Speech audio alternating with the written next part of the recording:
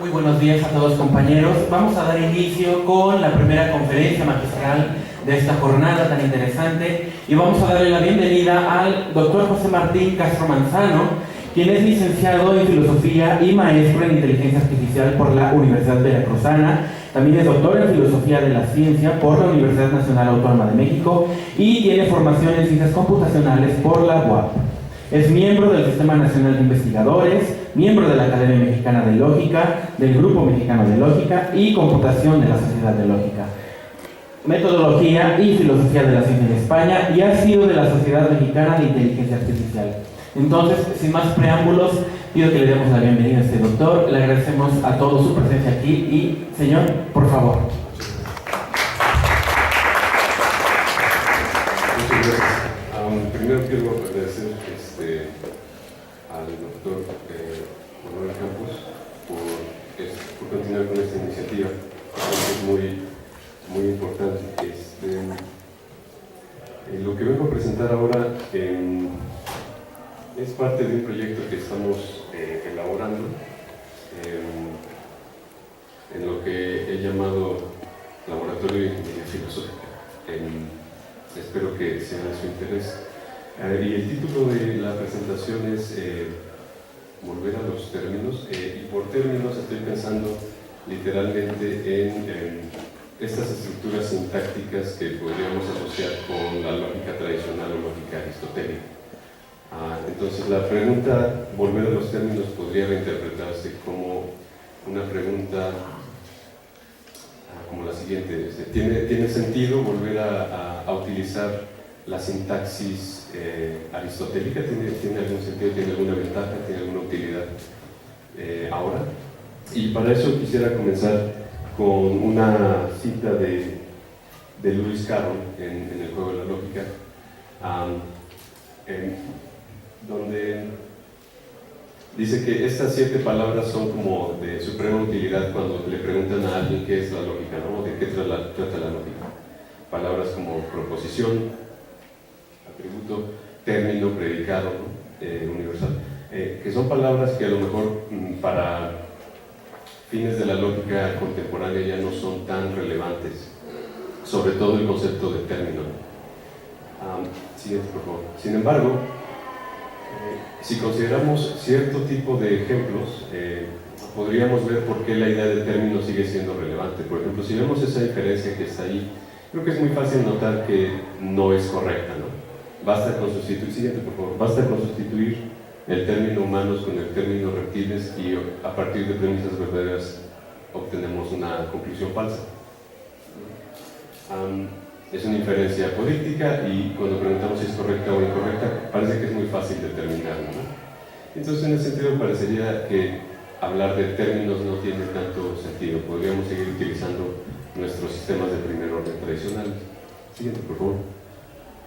Pero, por ejemplo, si viéramos una como esta, a lo mejor ya no sería tan trivial. El anterior sí es como muy fácil de determinar si es correcta o incorrecta, ¿no? Pero esta, a lo mejor a algunos se les hace muy fácil de ver, a lo mejor a otros no, pero esa es una inferencia correcta, ¿no? Sin embargo, ya no es tan obvia. Y lo que tiene diferente con la anterior es que es una inferencia de carácter relacional. La siguiente, por favor. Ahora, si consideramos una como esta, lo que vemos es que ya estamos introduciendo otro tipo de cuantificador. El cuantificador en la premisa 1 es un cuantificador intermedio. No es un universal, pero aunque es un particular, no es un particular cualquiera. Por ejemplo, sabemos que de una proposición particular sabemos que la proposición particular admite conversión, ¿no? O si la simbolizáramos en lógica de primer orden, diríamos que admite una conmutación para la conjunción y se permite y se respeta el valor de verdad. De tal manera que si yo digo algunos vehículos son híbridos, yo puedo decir algunos objetos híbridos son vehículos y las dos proposiciones serían verdaderas. Pero el hecho de que yo diga que pocos vehículos son híbridos, de ahí no se sigue que pocos híbridos sean vehículos. No son equivalentes y por lo tanto la proposición no es una particular sin más.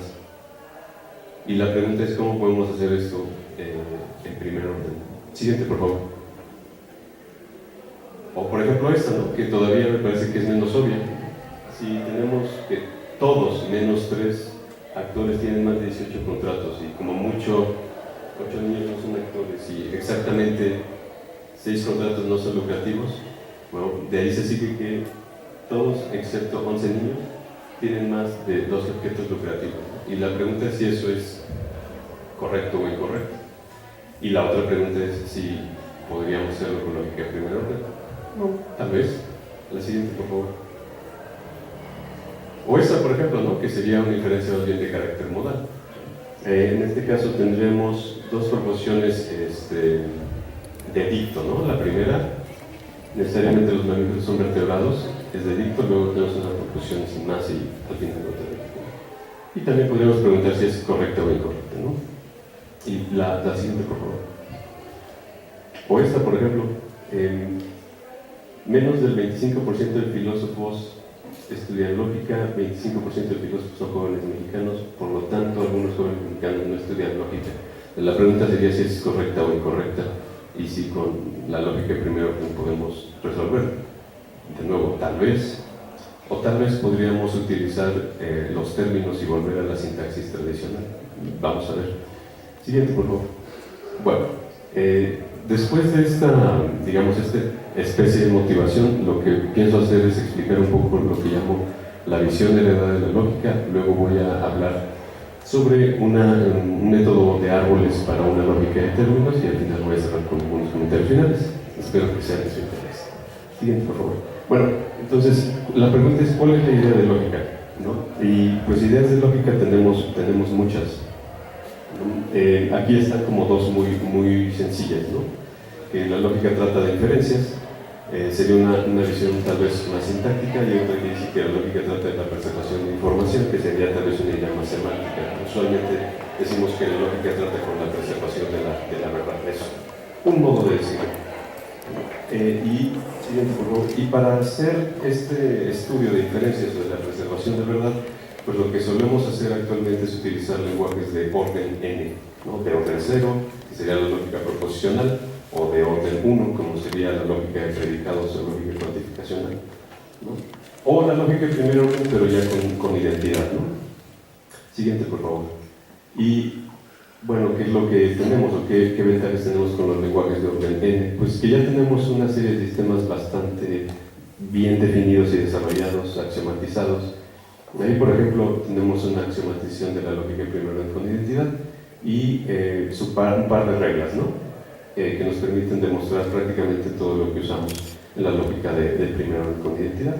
Y siguiente, por favor. Lo interesante es que cuando unimos estos sistemas de primer orden, por ejemplo, con los axiomas de teoría de conjuntos, pues obtenemos teorías matemáticas axiomatizadas, bien desarrolladas, ¿no? Y que nos hablan de ciertos fenómenos inferenciales. Siguiente. Pero la pregunta es, ¿por qué ha sido así? ¿Por qué utilizamos estos lenguajes si antes no los teníamos, ¿no? O sea, si nosotros revisamos, por ejemplo, ciertos escritos medievales o ciertos escritos aristotélicos, pues no vamos a encontrar nada como lo que vimos en las diapositivas anteriores. Bueno, ¿por qué ha sido así? ¿Por qué ahora tenemos este hábito? Bueno, aunque el origen de este hábito tiene una historia interesante y compleja, muy probablemente hoy usamos lenguajes de primer orden porque son más expresivos y tienen ciertas cualidades que nos hacen más fácil el estudio de la inferencia, ¿no? Sobre todo si la comparamos con la lógica de términos tradicional. Siguiente, por favor. Por ejemplo, en 1860 Augustus de Morgan ya había enfatizado la incapacidad de la lógica aristotélica para lidiar con relaciones, ¿no? Después, en 1900, Russell popularizó la idea de que la lógica de términos aristotélica pues no era muy buena, porque estaba comprometida con los términos, con la idea de sujeto y predicado. Y en 1930, Carnap generalizó esta consideración a toda la lógica tradicional, al sostener que lo único que podemos decir con la sintaxis aristotélica son cosas como todo griego es mortal o algún griego no es mortal, ¿no? Por ejemplo, siguiente. Por ejemplo, si nosotros tratáramos de representar estas proposiciones, a la izquierda está silogística y a la derecha la lógica de primer orden, ¿no? Veríamos cosas como estas. A lo mejor si quisiéramos representar todo griego es mortal, tal vez en silogística utilizaríamos una notación canónica y diríamos que G es una proposición de tipo A con el predicado M, ¿no? Y si lo hiciéramos con primer orden, diríamos pues, que para toda X sí que dx entonces m de x, ¿no? Si después quisiéramos representar una proposición singular como Sócrates es griego, tal vez lo podríamos hacer con esa representación silogística, pero ahí estoy poniendo el signo de interrogación porque habría gente que podría dudarlo. Ya no es tan evidente, pero en primer orden es muy fácil, ¿no? Utilizamos una mayúscula para representar el conjunto de los griegos y una S minúscula para representar el elemento que tiene esa propiedad. Y si después quiero representar Sócrates y Platón son amigos, es muy fácil en primer orden, pero en silogística ya no es tan evidente, ¿no? Y si quiero representar si eres Sócrates, eres amigo de Platón, también, y peor todavía, ¿no? Como la última, que es justamente la que De Morgan, bueno, no es la que De Morgan utilizaba, pero es muy parecida a la de Morgan. ¿Cómo represento silogísticamente o con términos que si todo círculo es una figura, entonces quien dibuja un círculo dibuja una figura, ¿no? No parece evidente. Sin embargo, el primer orden es relativamente sencillo. Pero a lo mejor este problema de representación no es el más grave que han tenido las lógicas de términos, a lo mejor hay un problema filosófico más de fondo. Y el problema puede ser este. Peter Leach dice que nuestra distinción entre nombres y voy a decir predicados ahora, y predicados nos permite hacer una distinción, y que si no hacemos esta distinción caemos en un problema. ¿Y cuál es el problema? Que no podríamos distinguir a los nombres de los predicados.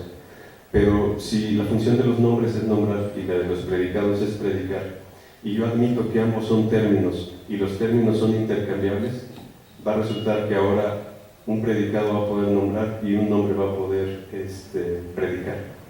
Y a eso a Leach le parece insostenible, porque las funciones de un predicado y las funciones de un nombre son disjuntas. ¿Y cuál es la razón de eso? Que los predicados vienen en pares contradictorios, pero los nombres no. Y esto parecería ser como la crítica más fuerte en contra de las lógicas de términos, porque en las lógicas de términos, ustedes recuerdan que si yo tengo una proposición de tipo I con el sujeto S y el predicado P, yo puedo hacer el intercambio del sujeto y el predicado, ¿no? Pero si eso es así, es como si yo dijera que ahora los nombres pueden predicar y los predicados pueden nombrar. Entonces, dice Leach, pues hay un problema. Sí, siguiente, por favor. Porque es un problema que le llama Leach homogeneidad de términos. Hay un problema porque no podemos distinguir o no podemos promover la distinción básica entre un sustantivo y un verbo. Y esta incapacidad sintáctica se vuelve también una incapacidad semántica, ¿no? Y Leach continúa y dice que entre una lógica de términos aristotélica y la lógica genuina, o sea, la lógica de primer orden, solo puede haber guerra, ¿no? O sea, entre esas dos cosas solo puede haber guerra. Siguiente, por favor. En contraste, la lógica genuina o la lógica de primer orden sigue el paradigma fregiano que resulta de descartar la sintaxis ternaria aristotélica para favorecer una sintaxis binaria de pares función-argumento. Y hoy esos pares función-argumentos son los que promueven la idea de los lenguajes de primer orden, ¿no? Donde utilizamos las minúsculas para representar individuos y las mayúsculas para representar predicados. Este estándar sintáctico es el que nos es familiar hoy porque es el que usualmente usamos cuando enseñamos, cuando estudiamos o cuando incluso aplicamos lógica. Esto es lo que yo llamo la visión heredada de la lógica. Sin embargo, aunque esta visión nos puede resultar muy familiar, no por ello nos resulta natural. En efecto, como Woods comenta, ¿no? Pues no es un secreto que la lógica clásica y sus variantes principales no sean muy buenas para modelar razonamiento en lenguaje natural. Después de todo, el razonamiento humano estas lógicas no fueron diseñadas propiamente para modelar razonamiento humano, fueron diseñadas más bien para lidiar con el razonamiento matemático, que es un subconjunto normal. Siguiente, por favor. Y, por ejemplo, Bargili tiene un reto bien interesante. Pues sí, en efecto, la lógica genuina o clásica, como la llamaríamos, pues ha sido muy buena para modelar la inferencia, ¿no? Pero no deja de sorprendernos que a pesar de que ese no era su propósito original, la seguimos utilizando como si la lógica de primer orden fuera una herramienta bona fide para representar razonamiento en lenguaje natural. Y a esto Bargili decía, ¿no? A fines de los 60s, que retaba a cualquier persona que le mostrara una pieza de razonamiento en lenguaje natural, una pieza seria de razonamiento en lenguaje natural, que pudiera ser evaluada con la lógica formal, ¿no? Y aquí lo que más me llama la atención es que considera este hecho como uno de los escándalos más grandes de la existencia humana, ¿no? Y eso lo decía en los 60s, ¿no? Ahora, por ejemplo, si uno ve a alguien quizás muchísimo más contemporáneo como Peregrine, podemos encontrar cosas como estas, ¿no? Dentro del proyecto inferencialista, ¿no? Cuando preguntamos de qué es la lógica, encontramos que es acerca de las reglas básicas de nuestros sistemas de comunicación. Siguiente, por favor. Y por ejemplo, Larry Moss, del que hablaré en un momento, también sugiere que la razón de ser de la lógica y el estudio de la inferencia en un lenguaje. Sin embargo, como la lógica, la lógica de primer orden contemporánea, como se desarrolló en conexión con la fundamentación de las matemáticas, ha llevado a una especie de extrañamiento, ¿no? Que nos lleva a rechazar esas herramientas que no sean del primer orden. Sin embargo, desde los 60 Fred Sommers estuvo defendiendo una revisión de las lógicas de términos a la luz del reto de Bargile. Y más cerca de Aristóteles que de Frege, estaba como preocupado por cómo razonamos. En cierto sentido, estaba preocupado por un proyecto de naturalización de la lógica. Entonces, él se preguntaba cosas como las siguientes. Decía, a ver, si una gente racional dice, los perros son animales, pero al mismo tiempo dice que alguien que ama a un perro no ama a un animal, y se da cuenta de que está cayendo en una contradicción, ¿cómo podríamos explicar eso? Y por supuesto, la lógica primero no es capaz de ofrecer una respuesta al problema anterior, ¿no? Podríamos representar ambas proporciones de la siguiente manera y después hacer una derivación para encontrar que en efecto, siguiente por favor, que en efecto encontramos una contradicción, pero la pregunta es si realmente hacemos esto cuando encontramos esa contradicción. Y la respuesta es que no. O sea, cuando alguien se da cuenta de que hay una contradicción entre ese par de creencias, usualmente no hace una derivación como esa, ¿no? Cuando encontramos una contradicción, no hacemos todo ese proceso para encontrar que en efecto había una contradicción. Entonces, lo que Sommers se pregunta es si no habrá una manera distinta de representar ese tipo de razonamiento que sea cognitivamente más adecuada. Y el proyecto de Sommers así lo llevó a 3 líneas de investigación. Siguiente, por favor. Y una de ellas se llama lógica de términos funtoriales. Lo que voy a hacer en este trabajo es presentar un método para este aula. Esta lógica de términos Sommers la llamaba a veces lógebra, ¿no? Una lógebra, ¿no? Porque era como una especie de mezcla entre lógica y álgebra. Y lo interesante de esta lógebra, o de este sistema, es que utiliza términos y elimina la idea de cuantificador, o más bien, hace caso omiso de los cuantificadores y de las variables, y de los conectivos usuales como implicación, disyunción, etc. Sin embargo, como esta teoría todavía está, digamos, sus métodos de demostración están subdesarrollados, lo que voy a presentar a continuación es un método de árboles para esta teoría. Siguiente, por favor. Bueno, entonces, ¿por qué empezamos con la silogística? Porque la idea de Sommers es que las proporciones de la silogística son básicas, digamos, son como nuestro punto de partida, ¿no? Entonces ahí tenemos las proporciones de la silogística básica, ¿no? Las famosas proporciones A, E y O. Siguiente, por favor. Y pues claro, ese tipo de proporciones nos permiten representar razonamientos muy sencillos de esta forma, como los primeros que habíamos puesto al principio. Lo interesante de la lógica de términos funtoriales es que ofrece una sintaxis del tipo más menos para representar la silogística. Entonces, si yo quiero decir algo como todo S es P, lo represento como menos S más P. Si quiero decir ningún S es P menos S menos P, si quiero decir algún S es P más S más P, y por último, si quiero decir algún S no es P más S menos P. Siguiente. Y lo interesante de esta representación es que nos permite definir un procedimiento de decisión para la silogística que tiene dos momentos o 2 pasos. Decimos que una inferencia silogística es válida en este sistema si y solo si 1. La suma de las premisas es algebraicamente igual a la conclusión y el número de conclusiones con cantidad particular es igual al número de premisas con cantidad particular. Entonces, si vemos ese ejemplo que está ahí, todo mamífero es animal, quedaría representado como menos m más a, todo perro es mamífero menos p más m, y si sumamos esas dos, el menos m con el más m se van a 0, y nada más nos van a quedar el menos p y el más a. Y no nos puede quedar más a menos p, porque más a menos p sería particular, y en las premisas no hay particulares. Siguiente, por favor. Ahora, lo interesante de este método es que es capaz de representar todas aquellas cosas que al principio habíamos dicho que la silogística no podía representar. O sea, por ejemplo, sí podemos representar inferencia con enunciados singulares. Ahí igual se van las m's, ¿no? Porque tenemos un menos m y un más m, eso se van a 0, y nada más bajaría el más s y el más l. Y el más s más l dice Sócrates es mortal. Y siguiente, y también podemos representar proporciones relacionales, ¿no? En contra de lo que diría De Morgan, ¿no? Ahí si hiciéramos todas las sumas y restas pertinentes, veríamos que la conclusión en efecto se sigue. Siguiente, por favor. Y por último, si yo quisiera hacer también representación de lógica proporcional, también se podría. Esa sería la representación de un modus ponens.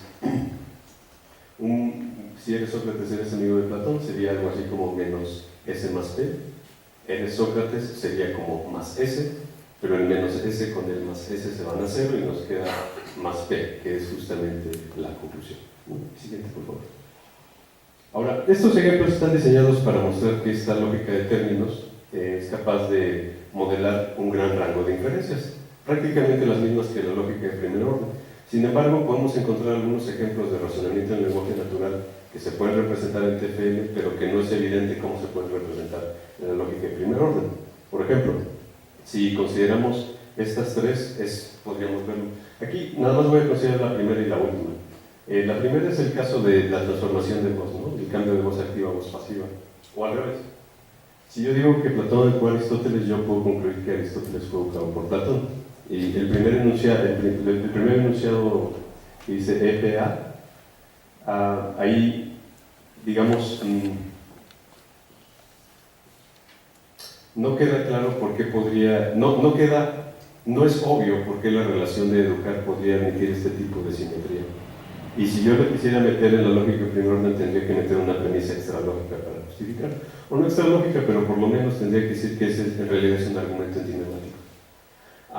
Sin embargo, si yo lo represento como en el renglón de abajo con la lógica de términos, si ustedes se dan cuenta, lo único que estoy haciendo es que, como todas son sumas, todas admiten conmutación y asociación.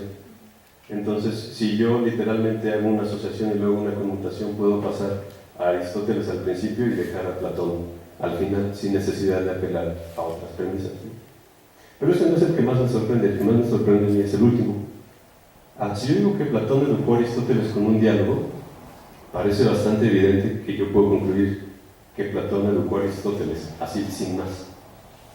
Sin embargo, si yo represento eso en lógica de primer orden, quedaría como en el primer renglón, ¿no? Que dice, existe un X, tal que X es un diálogo, y la relación de educar está entre Platón, Aristóteles y ese X que ya habíamos dicho que es un diálogo, ¿no?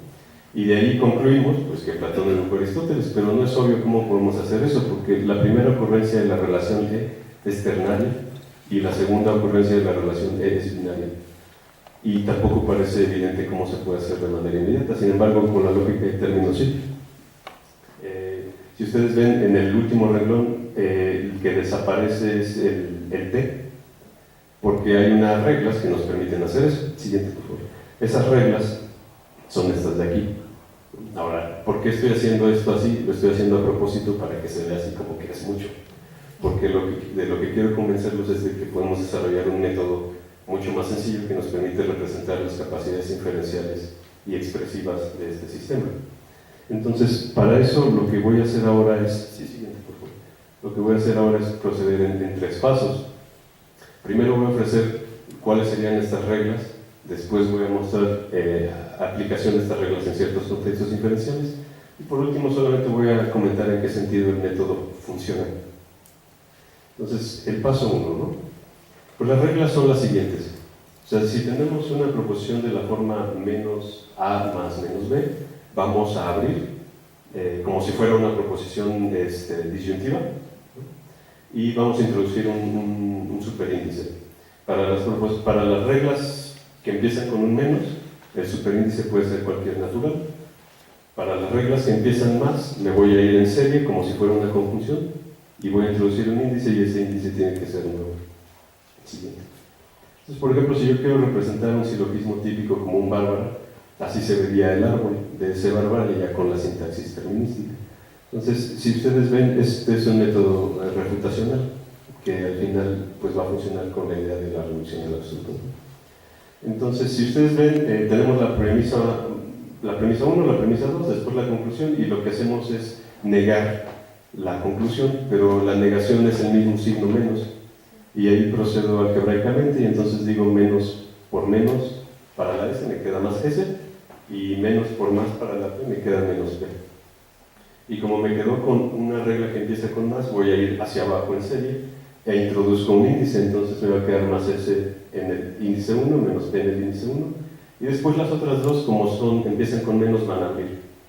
Y solamente hay contradicción, o solamente se cierra la rama del árbol, si tenemos, por ejemplo, como está ahí, ¿no? Menos S en el nivel 1, y en la misma línea tengo el más S en nivel 1, ¿no? Si me hubiera quedado, por ejemplo, más S en nivel 2 y menos S en nivel 3, pues esas no cerrarían, ¿no? Es como muy suave. Y así podríamos representar también, digamos, los cuatro, el celare, el siguiente por favor, el dari, y siguiente por favor, y el ferio, ¿no? Que serían literalmente los cuatro silogismos básicos, y como sabemos que todos los silogismos se pueden reducir a estos cuatro, de alguna manera u otra, pues de ahí se seguiría que el método, digamos, es confiable para la silogística apodíctica tradicional. Sin embargo, también sirve para la silogística relacional. Si yo quiero representar, ese ejemplo no es mío, es de uno de los autores que he estado leyendo, pues yo no creo esas cosas, pero digamos ahí tenemos, por ejemplo, todo niño ama a alguna niña, tenemos ahí dos cuantificadores, ¿no? Y tenemos una relación. Después las niñas adoran a algún gato, igual tenemos dos cuantificadores, una relación. O sea, al final lo que quiero mostrar es que igual la idea de relaciones se puede y el método también lo observa. Este es interesante porque este es un ejemplo de inferencia poliádica.